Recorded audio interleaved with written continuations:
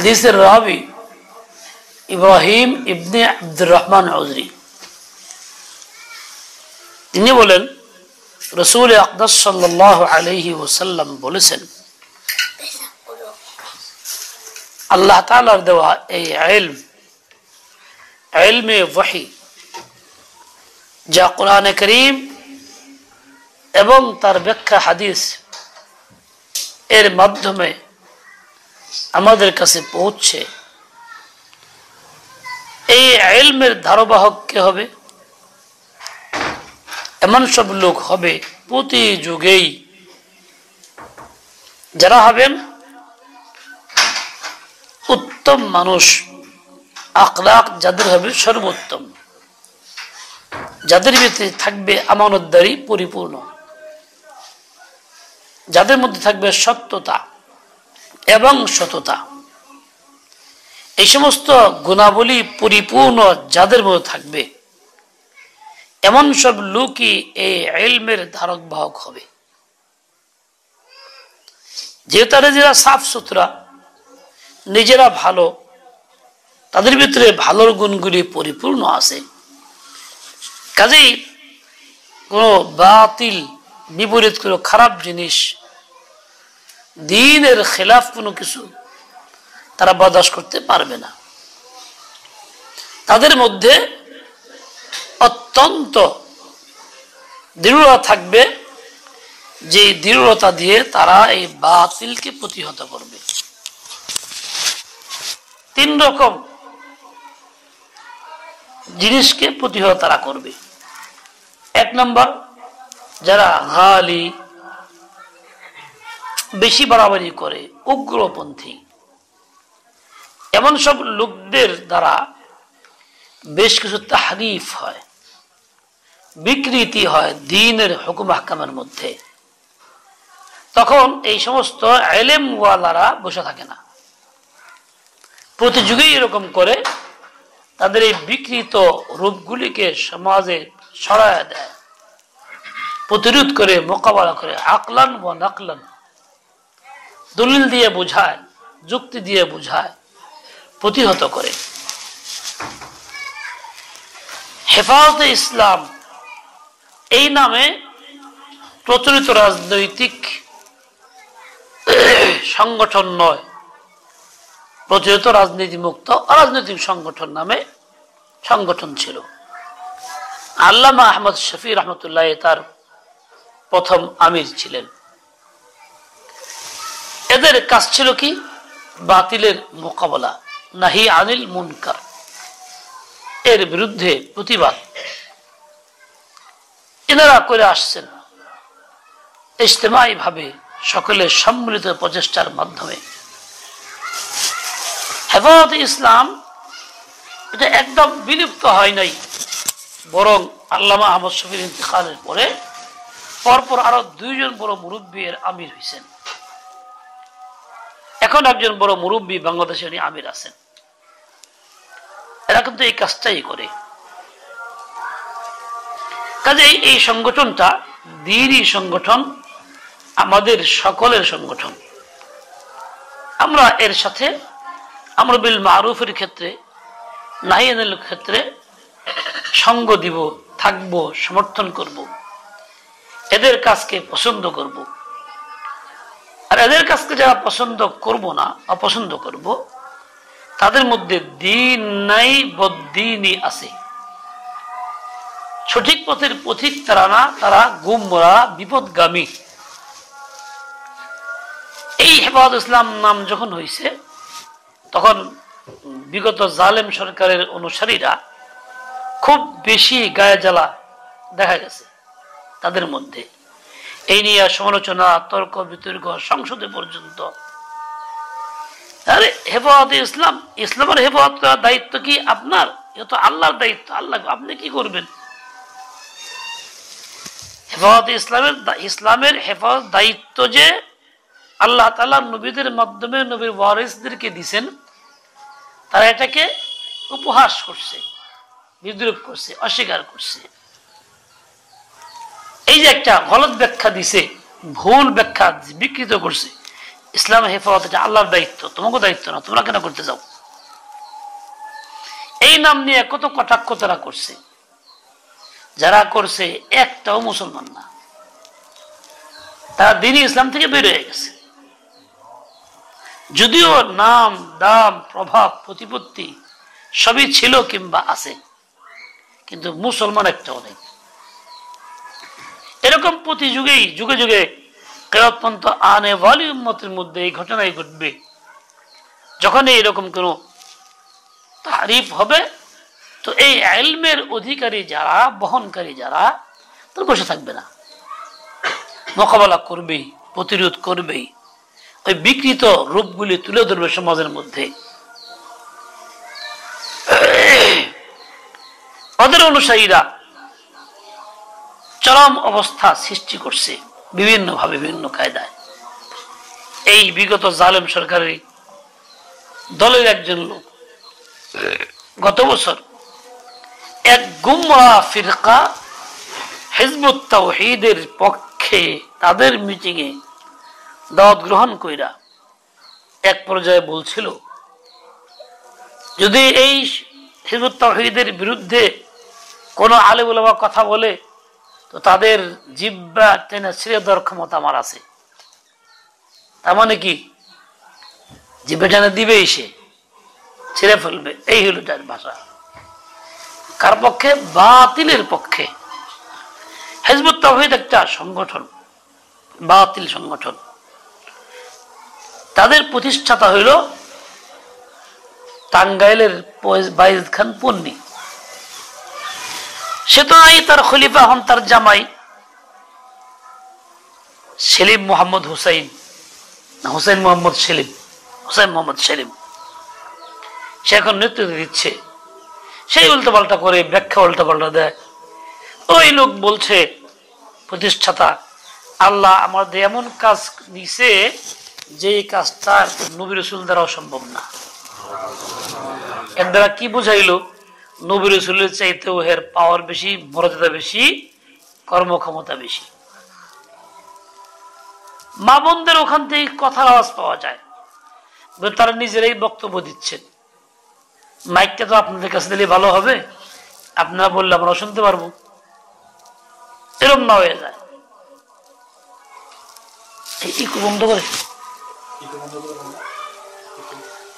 একজন বাঁশি বাজাইতেছিল, বাঁশি, যেই বাঁশিটা ফু দিছে সাথে সাথে পিছন পথে হাওয়া বের হয়ে গেছে, আওয়াজ দিয়া, বাঁশির মতো আওয়াজ।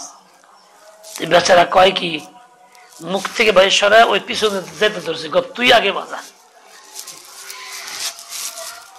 তুই আগে বাজা, তুই যখন বাজানো শুরু করছস। ওই মহিলা মাহফিলে গেলে বলে, বক্তা যে কথাগুলি বলে তার চেয়ে 3 গুণ কথা মা বোনরা বলে। মাইক দিয়ে কোন দরকার, তোরাই আগে ওয়াজটা কর দে, এরকম না হয়ে যায়।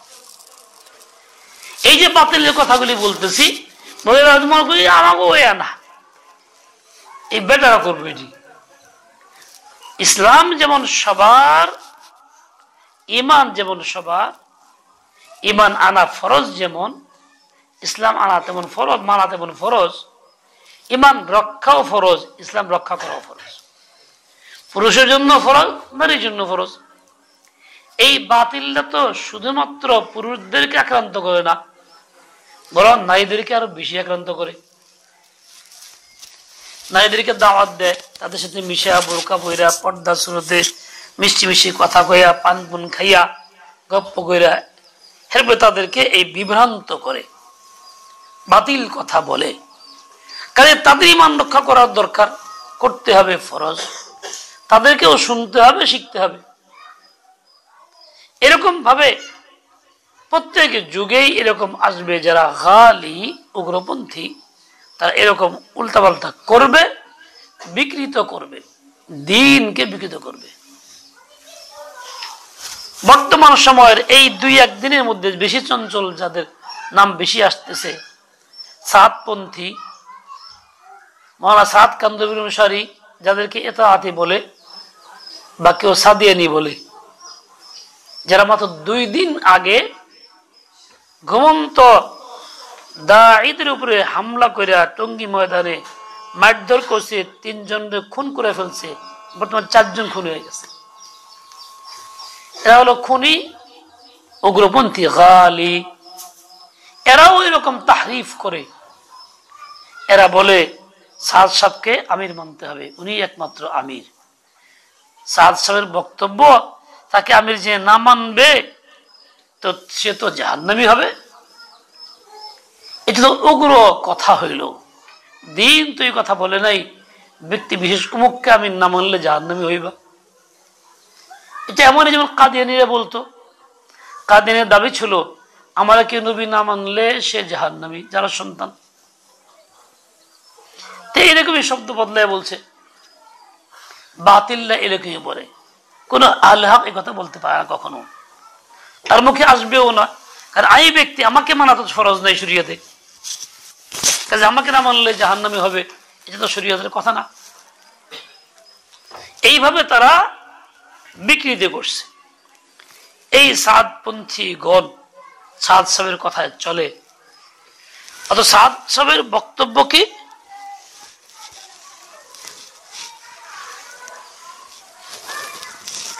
তার বক্তব্য এইটা একটা, যারা ইমামতি করে টাকা নেয়, যারা মাদ্রাসায় পড়ায় টাকা নেয়, তাদের জন্য এটা হারাম, তারা জাহান্নামী, জান্নাতে যাইব না। সে উদাহরণ দিয়ে বলছে, এরা যদি জান্নাতে যায় তো বেশ্যারা তার আগে জান্নাতে যাবে। বেশ্যা তো জান্নাতে যাবে কেমনে? তার মানে বেশ্যাদের চাইতেও নিকৃষ্ট ইনকাম হলো মাদ্রাসার শিক্ষকগণের, ইমামগণের। তার খোলাসা হলো, বক্তব্য খোলাসা হলো এইটা। এইভাবে বিকৃত করছে দ্বীন ইসলামকে, চরম কথা বলে এই তারিফ করতেছে, এইভাবে বিকৃত করতেছে। কাজী উলামায়ে কেরাম এই হাদিসের কারণে চুপ থাকতে পারতেছে না, প্রতিবাদ করতেছে, বলতেছে। আর প্রতিবাদ করলে যার বিরুদ্ধে বলা হবে তার তো কষ্ট লাগে। যার মতের বিরুদ্ধে বলা হইলো তাকে সহ্য হয় না, এই জন্য ক্ষিপ্ত হয়ে আরে মারে ওরে মারে। সাদ সাহেবের অনুসারীরা ঠিক সেই কামনা করতেছে। এরা এখন একটা উগ্রবাদী সংগঠন, এরা হিংস্র খুনি সংগঠন। দ্বীনের নামে, দাওয়াতের নামে সমাজের মধ্যে এইরকম খুন খারাপি করলো, এদের সাথে কোনো সম্পর্ক ইসলামের থাকতে পারে না। কাজেই আমরা যেমন কাদিয়ানী ঘৃণা করি, ঠিক তেমনি ঘৃণা করি কারে? হিজবুত তাওহীদে ঘৃণা করি, এই গ্রুপটাকেও, যারা এই ধরনের কোরআন হাদিসের অপব্যাখ্যা দিয়ে থাকে। তারা তাফসীরের মধ্যেও অনেক অপব্যাখ্যা দিছে। আবার তারা এই যে মুখ লোকানোর জন্য মিথ্যা বলে, বলে উনি তো তওবা করছে, দেওবন্দ তাদের ভুল ধরছে, তওবা করছে। তওবা কিরকম? আমি আমার অমুক ভুল থেকে তওবা করলাম, যা আল্লাহ এখন করছে, এরকম না বলে যদি করে থাকি তাহলে তওবা করলে তো, যদি করে থাকি তার মানে স্বীকারই করলো না ভুলটা। দুনিয়া যেখানে তার ভুল ধরতেছে সে ভুল স্বীকার না, যদি করে থাকি তাহলে কি তওবা রুজু করতা হুঁ। কিন্তু যেই রুজু করতে বলছে আবার পরের মজলিসে বলছে যেই আগের দায়ী করতেছে। তওবা করার খোলাসা হলো এটা, তওবা যদি কেউ করে, যে কাজ থেকে তওবা করে সেটা পুনরায় সেই কাজটা আর করবে না, এর নাম তওবা। এত করতেছে, তওবা কেমনে হইল? এবং সব মিথ্যা প্রচারণা করতেছে। যেমন হাদিসের মধ্যে আসছে, রাসূল আকরাম সাল্লাল্লাহু আলাইহি ওয়াসাল্লাম ঘরে আগুন জ্বলতো না 1 মাস, 2 মাস, 3 মাস। আম্মা জানা আয়েশা বলেন, অথচ এই লোকটা বলতে গিয়ে এক পর্যায়ে এরকম বলছে যা মাওলানা দারুল উলুম দেওবন্দের মুহতামিম নোমান সাহেবের বক্তব্যে হাদিসের দর্শের মধ্যে আছে, পাওয়া যায়, লাইনে আছে। আমি সরাসরি ভিডিও শুনছি। ভোপাল না কোথায় সে বক্তব্য দিয়ে বলছে যে আজকে যে তালিম হইতেছে মাদ্রাসা সুন্নত তরিকা না, সুন্নতের খেলাফ। ছাত্ররা থাকতেছে, খাইতেছে, সুন্নত হলো এইটা, ছাত্ররা উস্তাদের জিম্মাদারি নেবে, বেতন তারা দেবে, খানা তারা খাওয়াবে। যেমন সাহাবায়ে কেরাম রাসূল ঘরে প্রতিদিন তাজা বকরি, তাজা গোশত পাঠাইতো। আচ্ছা, এই কথার বক্তব্য, সাহাবায়ে কেরাম দিন শিখতো, রাসূলের ঘরে প্রতিদিন বকরি তাজা গোশত পাঠাইতো। আচ্ছা, এত তাজা গোশত কোনদিন ছিল রাসূলের ঘরে? তাজা গোশত পাঠাইয়া থাকলে 3 মাস আগুন জ্বলে নাই, এগুলো খাইছে কেমনে? কাঁচা কাঁচা খাইছে। এটা একদম মিথ্যা কথা। দ্বীনের তালিমের উপর থেকে মানুষকে ফেরানোর জন্য একটা অপকৌশল, সুন্নত থেকে ফেরার জন্য কি একটা অপকৌশল। বিভিন্ন রকম এই তাহরিফ করতেছে, এইরকম বিকৃতি থেকে উম্মতকে সহি পথে আনবে, সহি পথ দেখাবে কে? এই ইলম ওয়ালারা, আহলে ইলমরা, তোমরা, আমরা, যে আমাদের দায়িত্ব। কাজে পুরুষ যেমন এই গুমের থেকে ফিরবে, নারীরা গুমের থেকে ফিরবে। মাথা হয়ে যাবে, চাকরি দিই, চুল দেন না ওঠে, নখ দিয়ে না, মাথা দিয়ে। হ্যাঁ, ঠিক তেমনি দ্বিতীয় কাজ হলো এইটা, বাতিলরা হকের লেবাস ধইরা, হকের কথা কইয়া, নিজেকে হক দাবি কইরা, হকের নিসবত কইরা সমাজে প্রতিষ্ঠিত করে প্রচার করে। সেজদা নয়, আর সে কয় যে আমি বড় বিশ্বাস, বড় আল্লাহওয়ালা, আল্লাহর সাথে খুব সম্পর্ক। এরকম ভাবে আকীদা নষ্ট, ভ্রষ্ট, আল্লাহ ময়ূরের সুরত ধরছে, এই আকীদা প্রকাশ করে গান গায়। আল্লাহ তাআলা কোনো মুজাসসামের সুরত ধরেন না। আল্লাহ তো কোনো কারো মুহতাজ না, তার তৈরি মাখলুক ময়ূরের সুরত ধরন লাগবো। আল্লাহ তাআলা স্বয়ং খুদ আনে ওয়ালা, লাম ইয়ালিদ ওয়া লাম ইউলাদ, আল্লাহ কেউ সৃষ্টি করে নাই, কেউ পয়দা করে নাই, কেউ জন্ম দেয় নাই, কেউ পিতা নাই, তিনিও কাউকে জন্ম নেই, তিনি নিজেও কারো সন্তান না। তিনি পিতার মুহতাজ না, সন্তানের মুহতাজ না, মাতা পিতার মুহতাজ না। তিনি হইল সামাদ, আল্লাহ সামাদ।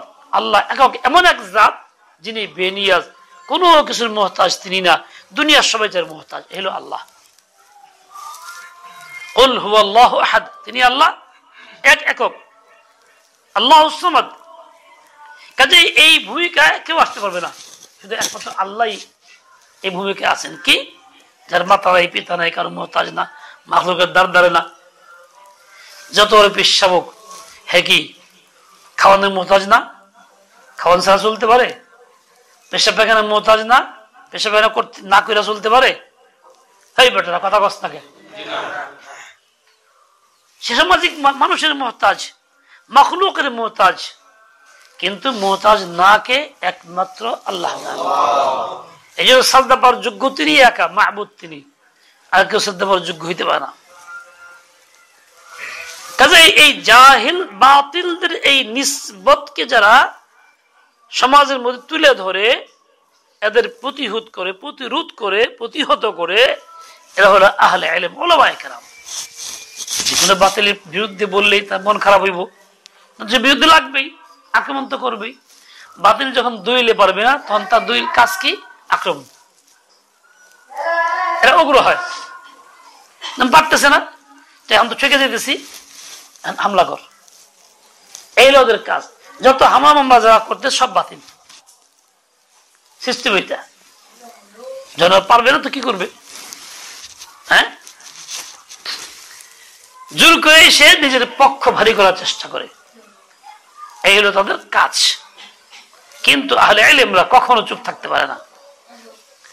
কাজে মা বোনদের মধ্যেও বাতিলরা এরকম ধোঁকা দেয়। আজকাল বাতিলরা কত ষড়যন্ত্র করতেছে, নবীর প্রচার প্রসার করতেছে, নতুন নবীর দাওয়াত দিতেছে, ঈসা নবীর দাওয়াত দিতেছে। মা বোনদের মধ্যে ঝুঁকিয়া তাদের মতো সুন্দর আচরণ কইরা, মিষ্টি কথা কইয়া, হাদিয়া তোফা দিয়া, বসায়া গল্প কইরা একেবারেই আপন ভিতর ঢুকে পড়ছে। আর মা বোনদের অবস্থা হইল এরকম, একবার জানলে খাতির হেরে বলতে না, একের হে জানপান সব দিয়ে হালাইব, যা চাইব সব, কোনো বাজ বিচারে কোনো চিন্তা তার নাই, আবেগ এতটাই। এক মহিলা এরকম মোবাইলে একজন তারে পরিচয় দিয়েছে, আমি অমুক চৌথা আসমান থেকে বলতেছি, আমি অমুক পিসাব এই সেই অমুক তুমুক করতে করতে তোর একটা ব্যবস্থা আছে, জলদি তুই সাপ বেরিয়ে সহ অমুক পাহাড়ে দিয়ে আইবি, কেউ কাছে বলতে পারবি না, পড়লে তো ধ্বংস হয়ে যাবো সবকিছু। বেটি হাই হেরে ধ্বংস হয়ে যাবো গা, কেমনে কই বাস সঙ্গে দিয়েছে জায়গা মতো, ওর তো কামিয়ে যায় বাট পার সন্ধান নিয়ে গেছে। মহিলারা এভাবে ফাঁদে পড়ে, ঠিক আকীদার ফাঁদেও তারা পড়ে, বদ্দিনী ফাঁদা তারা পড়ে, দুষ্ট কথায় দুষ্টদের মিষ্টি কথা দ্রুত ফাঁদে পড়ে। বই পড়ছিলাম, দুষ্ট লোকের মিষ্টি কথায় ভুলিতে নাই, শেয়ালের গানে প্রশংসার ছুটি কাকের মুখ থেকে গুস্ত বইরে গেছে গা।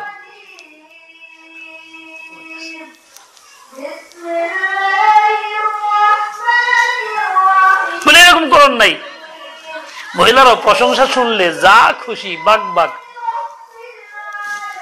এক মহিলা তো সে খুব রাগ বাপ মার উপরে, খানা পাকাইবো না বাপ মাইলে, স্বামী তারা অনেক বলেছে, সে রাজি না।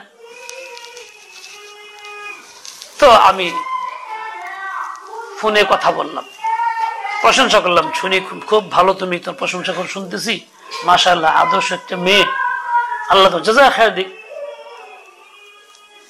তো তোমার কর্তব্য হলো, যেহেতু তুমি আদর্শ এবং ভালো প্রশংসা ধরে রাখা চাই, মেহমানদারি করা, মুক্ত মুখ এইখানে বুঝাইছি, খুশি হয়ে গেছে এবং সে রাজি, কাজ করে বলাইছে, অল্প কথাই বলে যাবে। এই জন্যই মেয়েরা চক্রান্তবাজদের চক্রান্তের মধ্যে পড়ে, নেশাখোরদের ফাঁদে পড়ে, জীবন নষ্ট করে। তো এরকম কি উপরে সুন্দর আকার স্রোত হলো, খানা একা আবার রূপ বানাইছে, মাহফিল দিছে মানুষকে ধোঁকা দেওয়ার জন্য, যে আমরা হালে কাবার পথে আছি, আসলে ভিতরে কাবা নাই, ভিতরে আছে শিরক, ভিতরে আছে কুফর। এই ধরনের লোকদের এই বাতুলতাও আলেমরা তুলে ধরবে, সমাজে এটা প্রকাশ করবে। এরকম ভাবে উপরে সুন্দর কথা মিষ্টি লা ইলাহা ইল্লাল্লাহ, ভিতরে কুফর। মুনাফিকরা সুন্দর কথা বলছে, মিষ্টি কথা বলছে, কানে কানে কয়ে দিচ্ছে, দেখলে আসল খলিফা কিন্তু আলী, বিনা ফসল আলী, আসল নবী তো আলী। এই কথা একজন বলছে, আসল নবী আলী, ফেরেশতা ভুলে মোহাম্মদের কাছে তার নবুয়ত দিয়ে গেছে ভুলে। যে ফেরেশতা ভুল করতে পারে, হের নবুয়ত কেমন গ্রহণযোগ্য হয় এর প্রস্তাবে? এইভাবে এক একজনের একটা কথা কইয়া সমাজের মধ্যে কতগুলি যারা সন্তান পয়দা করে হয়ে গেছে, লোক না কি বলি, তুই নুকটি বোগান আর জায়গা পাও না। এইভাবে করতেছে। মা বোনদেরও কর্তব্য হবে ঈমান রক্ষা করা, এই সমস্ত বাতিলের সাথে আপোষ না হওয়া, শক্ত কঠিন হয়ে থাকা, যে তোরা গুমরা যা চিনি দেবো। কাজেই সাদিয়ানি মহিলা দাওয়াত দিব, ঈশা ওদের একটা পলিসি হইলো মহিলাদের দাওয়াত দেয়, মহিলা দ্বারা পুরুষকে আঘাত করে, পুরুষকে ঘায়েল করে। কাজে মা বোনরা, তোমরা আলেমদের পরামর্শ ছাড়া এরকম দাওয়াতেও যাইও না, গ্রহণও করবো না, সারাও দিও না। ওই সমস্ত বাতিল্লা তোমাদেরকে খুব সহজে ঘায়েল করার চেষ্টা করে। জাহিলিন, জাহিল যারা, বেইলম যারা, তারা বিভিন্ন রকম অপব্যাখ্যা দেয় কোরআন হাদিসের, বিভিন্ন আকীদার, বিভিন্ন ইবাদতের, বিভিন্ন আমলের অপব্যাখ্যা দিয়ে দেয়। আমার ছেলে এক জায়গায় জুমা পড়া, তো বললো গত সপ্তাহে, আব্বা ওইখানে এরকম জাহেল বেঝরা পীর ফকির অনেক বেশি, নামাজ পড়তে হয়, বয়ান করলে বিরুদ্ধে কয় মুরিদরা, হ্যাঁ মুরিদকে শিখায় নামাজ পড়া লাগে না, নামাজ জীবনে একবারই শেষ।